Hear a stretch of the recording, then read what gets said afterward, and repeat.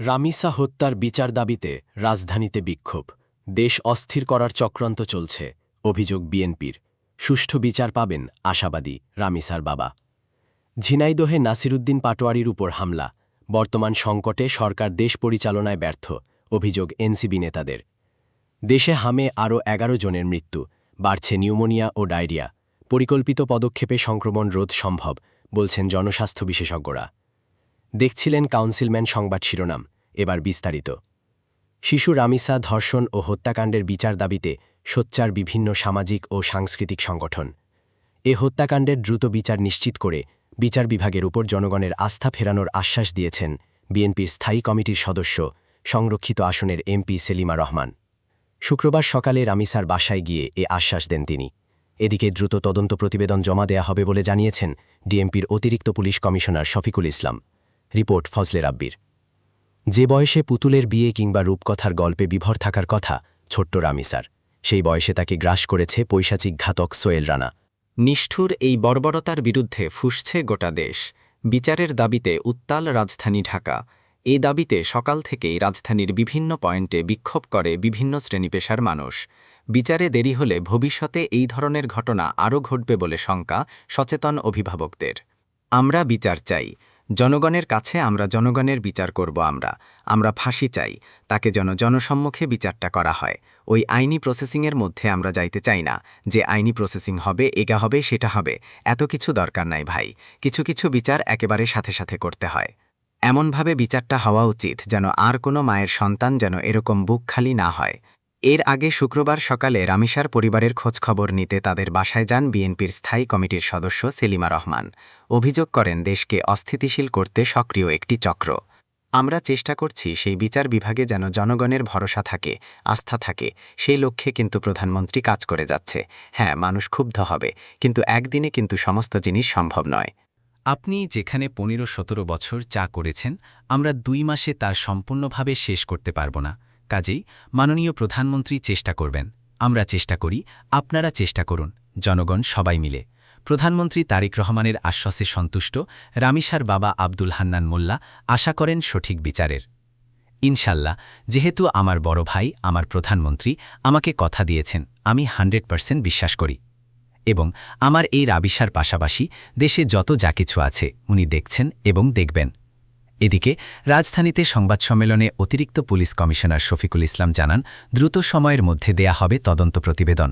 গত মঙ্গলবার রাজধানীর পল্লবীতে নির্মমভাবে ধর্ষণ ও হত্যার শিকার হয় শিশু রামিসা। ফজলে রাব্বি, বাংলা ভিশন, ঢাকা। যত দ্রুত সম্ভব রামিসা হত্যার দৃষ্টান্তমূলক বিচারের রায় এবং সেই রায় বাস্তবায়ন করা নিয়ে প্রধানমন্ত্রী তারেক রহমানের আশ্বাসের পর সুষ্ঠু বিচার পাওয়ার বিষয়ে আশাবাদ জানিয়েছেন শিশু রামিসার বাবা হান্নান মোল্লা। শুক্রবার মুন্সিগঞ্জে রামিসার কবর জিয়ারতের পর সাংবাদিকদের একথা বলেন তিনি। রামিসার সাথে কবর জিয়ারত করেন মুন্সিগঞ্জ ১ আসনের সংসদ সদস্য শেখ মোহাম্মদ আবদুল্লাহ।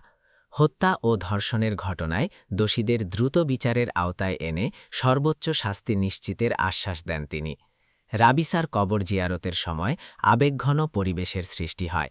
শোকাহত বাবা হান্নান মোল্লার সাথে অঝুরে কাঁদেন সংসদ সদস্য শেখ মোহাম্মদ আবদুল্লাহ। উপস্থিত এলাকাবাসীও আবেগালুপ্ত হয়ে পড়েন। রাবিসার জন্য দোয়া পেতে গিয়েছিলেন বিএনপির কেন্দ্রীয় নির্বাহী কমিটির স্বেচ্ছাসেবক বিষয়ক সম্পাদক মীর শরফত আলী সপু। ধর্ষকদের বিরুদ্ধে সংসদে আরও কঠোর আইন প্রণয়ন এবং দ্রুত বিচার নিশ্চিত করার দাবি জানান তিনি। অন্যদিকে রাবিসাকে হত্যা ও ধর্ষণকারীর বিচারের দাবিতে জেলার বিভিন্ন স্থানে মানববন্ধন করেছেন স্থানীয়রা। যোগ দেন বিভিন্ন রাজনৈতিক সংগঠন, শিক্ষার্থী ও সামাজিক সংগঠনের নেতাকর্মীরাও।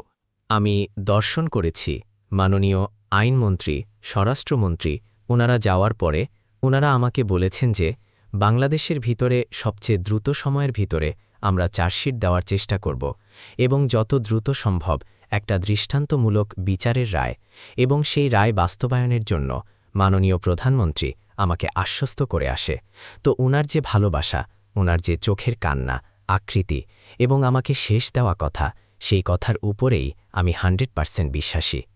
নারী ও শিশু নির্যাতনকারী, চাঁদাবাজ আর দখলদারদের বিন্দুমাত্র ছাড় দেওয়া হবে না বলে হুঁশিয়ার করেছেন নারী ও শিশু বিষয়ক মন্ত্রণালয়ের মন্ত্রী ডা. AZM জাহিদ হোসেন। শুক্রবার হিলির হাকিমপুর উপজেলা পরিষদে এক মতবিনিময় সভায় তিনি এ হুঁশিয়ারি দেন। মন্ত্রী বলেন, সম্প্রতি ঘটে যাওয়া ঘটনা নিয়ে রাজনীতির মাঠে পানি খোলা করে মানুষকে উত্তেজিত করা এবং মব কালচারের দিকে নিয়ে যাচ্ছে একটি মহল। তাদের থেকে সবাইকে সতর্ক থাকার আহ্বান জানান তিনি।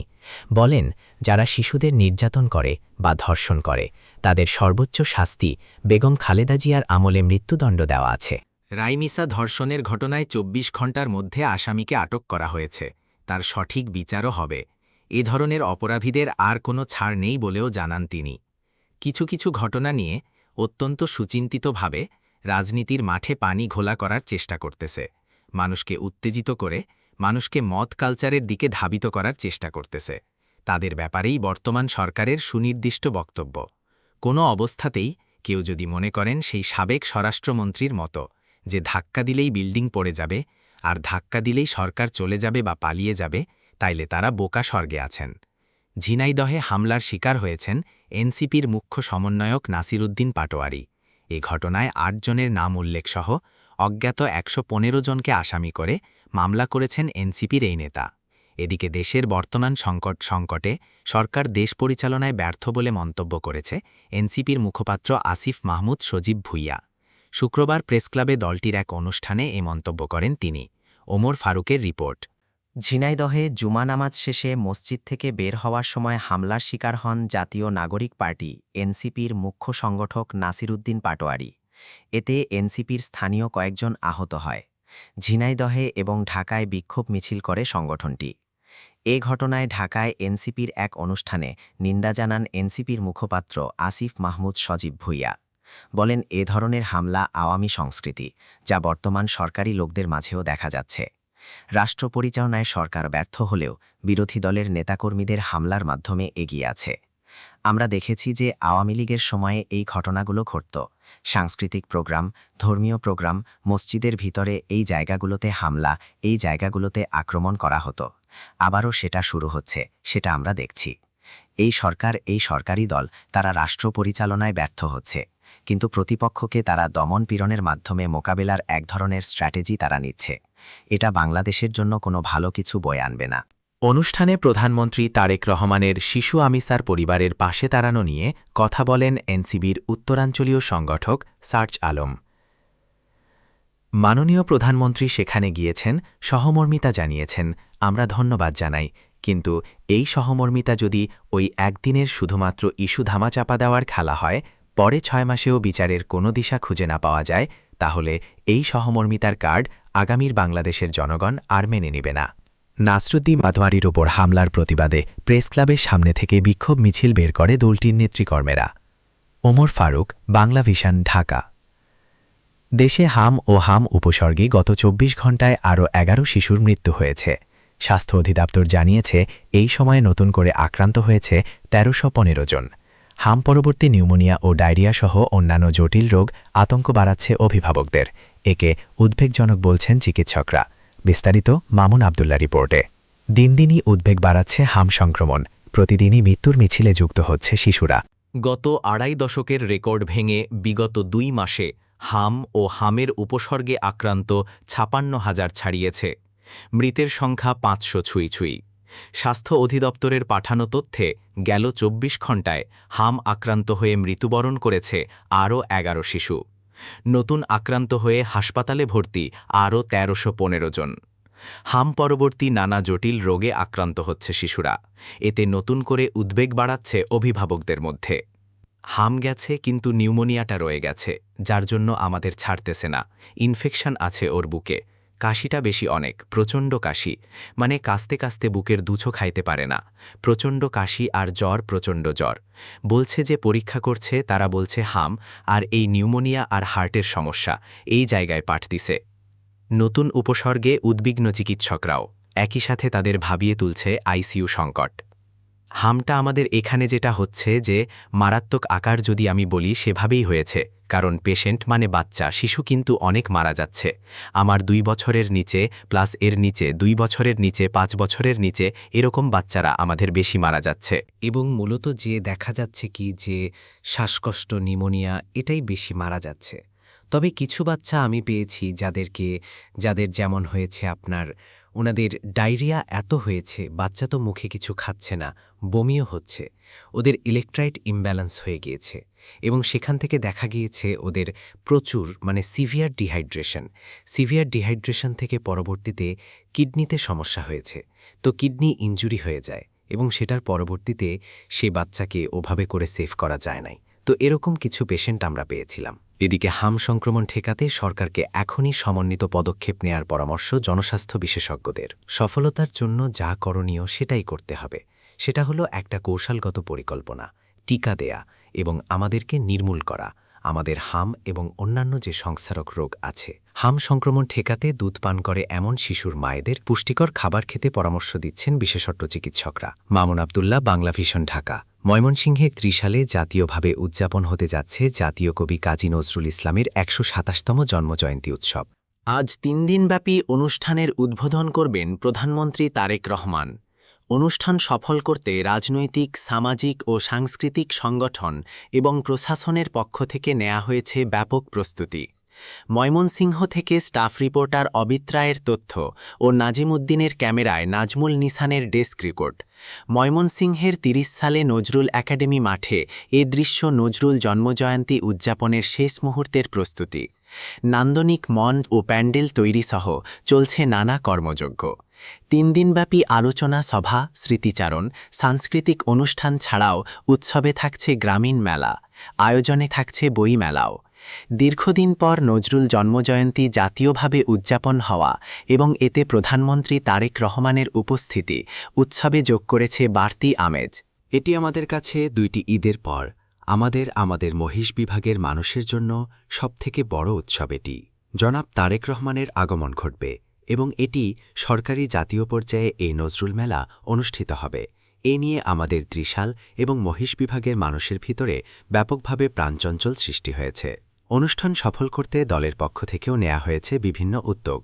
এই আগমন উপলক্ষে আমরা জাতীয়তাবাদী দল তথা বিএনপির সকল অঙ্গ সংগঠন, সামাজিক সাংস্কৃতিক যতগুলো সংগঠন আছে, আমরা সম্মিলিতভাবে প্রশাসনকে, জেলা প্রশাসন এবং উপজেলা প্রশাসনকে সাথে নিয়ে এই অনুষ্ঠানকে আড়ম্বরপূর্ণ করার জন্য যা যা করা দরকার আমরা সর্বাত্মকভাবে দিনে রাতে আমরা সবসময় কাজ করে যাচ্ছি। নজরুল জন্মজয়ন্তী উদ্বোধনের আগে খাল খনন কর্মসূচিতেও যোগ দিবেন প্রধানমন্ত্রী। উনি ওখান থেকে খাল খনন শেষ করে উপস্থিত এলাকাবাসীর উদ্দেশ্যে কথা বলবেন। ৪টার দিকে উনি জাতীয় পর্যায়ে জাতীয় কবি কাজী নজরুল ইসলামের যে অনুষ্ঠান ৩ দিনব্যাপী, সেই অনুষ্ঠানমালার উদ্বোধন উনি করবেন। প্রধানমন্ত্রীর আগমনকে ঘিরে বিশেষ নিরাপত্তা ব্যবস্থার কথা জানিয়েছেন স্থানীয় প্রশাসন। বিভিন্ন ইউনিট নিরাপত্তার দায়িত্বে থাকবে। আমার বিশ্বাস পুলিশ বাহিনী এটা সুন্দর মতোই নিরাপত্তার চাদরে ঢেকে ফেলবে। জন্মজয়ন্তীর অনুষ্ঠানে জাতীয় পর্যায়ের শিল্পী ছাড়াও ময়মনসিংহ বিভাগের ৪টি জেলা থেকে বিভিন্ন সাংস্কৃতিক সংগঠনের শিল্পীরাও অংশ নিচ্ছেন। Bangla vision news. জাতীয় কবি কাজী নজরুল ইসলামের জন্মজয়ন্তীকে জাতীয় সম্প্রীতি দিবস হিসেবে ঘোষণার পক্ষে জোরালো সমর্থন দিয়েছেন তথ্য সম্প্রচার মন্ত্রী জহিরুদ্দিন স্বপন। তিনি বলেন, বিভাজন নয়, দেশের সকল ধর্মের মানুষ একসঙ্গে শান্তিপূর্ণভাবে বসবাস করছে। এটা কবি নজরুলের সম্প্রীতি। যারা জাতীয় কবি নজরুলের কবিতা পড়েন তাদের মধ্যে দেশপ্রেম, মানবপ্রেম, প্রকৃতির প্রতি প্রেম, সর্বোপরি জীবনকে উৎসর্গ করার মনোজগৎ তৈরি হয় বলেও মন্ত্রী উল্লেখ করেন। শুক্রবার শিল্পকলা একাডেমিতে জাতীয় কবি কাজী নজরুল ইসলামের ১২৭তম জন্মবার্ষিকীর অনুষ্ঠানে তিনি প্রশ্ন রাখেন, কবি নিজে এতটা সম্প্রীতি ধারণ করে তার সৃষ্টিকর্ম উপহার দিলেও জাতি হিসেবে তা কেন বজায় রাখতে পারবে না? নজরুল জন্মজয়ন্তী উদযাপনের জাতীয় পর্যায়ে ৩ দিনের অনুষ্ঠান চলবে ২৪ মে পর্যন্ত। আর্থিক প্রতিষ্ঠানগুলোতে কোনো রাজনৈতিক ব্যক্তিকে নিয়োগ দেয়া হবে না বলে জানিয়েছেন অর্থ ও সম্প্রচার, অর্থ ও পরিকল্পনা মন্ত্রী আমির খোস মাহমুদ চৌধুরী। তিনি বলেন, কোনো গোষ্ঠীকে বাইরে রেখে অর্থনীতিকে এগিয়ে নেওয়া যাবে না। আগামী বাজেটে এর প্রতিফলন দেখা যাবে। গণ অভ্যুত্থান পরবর্তী অর্থনৈতিক পরিস্থিতি ও সাবেক অর্থমন্ত্রী এম সাইফুর রহমানের অর্থনৈতিক দূরদর্শিতা ও অবদান স্মরণে শুক্রবার আয়োজিত বাজেট বিষয়ক আলোচনা অনুষ্ঠানে অর্থমন্ত্রী একথা জানান। একই সাথে দ্রুত দেশের পুঁজিবাজারকে পুনর্গঠন করে অন্যতম উচ্চতায় নেয়ার কথা জানান অর্থমন্ত্রী। এবারের বাজেটে আইটি খাতে বড় উদ্যোগ নেওয়া হচ্ছে জানিয়ে তিনি বলেন, এ খাতে সুদিন আসছে অচিরেই। অনুষ্ঠানে বাণিজ্যমন্ত্রী বলেন, বিনিয়োগ বা অর্থনীতির নির্দেশ মেনে চলে না। দেশে বিনিয়োগের বড় বাধা পলিসির দুর্বলতা, জ্বালানির স্বল্পতা এবং ব্যাংকিং অসহযোগিতা। এসব বাধা দূর করতে কাজ করছে সরকার। আগামী 2 মাসের মধ্যেই যার ফলাফল মিলবে। সংবাদ শেষ করব ক্রাউন সিমেন্ট শিরোনামগুলো আরেকবার জানিয়ে। রামিসা হত্যার বিচার দাবিতে রাজধানীতে বিক্ষোভ। দেশ অস্থির করার চক্রান্ত চলছে, অভিযোগ বিএনপির। সুষ্ঠু বিচার পাবেন আশাবাদী, রামিসার বাবা। ঝিনাইদহে নাসিরুদ্দিন পাটোয়ারির উপর হামলা। বর্তমান সংকটে সরকার দেশ পরিচালনায় ব্যর্থ, অভিযোগ এনসিপি নেতাদের। দেশে হামে আরও 11 জনের মৃত্যু, বাড়ছে নিউমোনিয়া ও ডায়রিয়া। পরিকল্পিত পদক্ষেপে সংক্রমণ রোধ সম্ভব, বলছেন জনস্বাস্থ্য বিশেষজ্ঞরা। এই ছিল এখনকার মতো। পরের সংবাদ সকাল 7:30টায় দেখার আমন্ত্রণ রইল। এছাড়া বাংলাদেশ সংবাদ ও সংবাদ সংশ্লিষ্ট অনুষ্ঠান দেখতে ভিজিট করুন www.b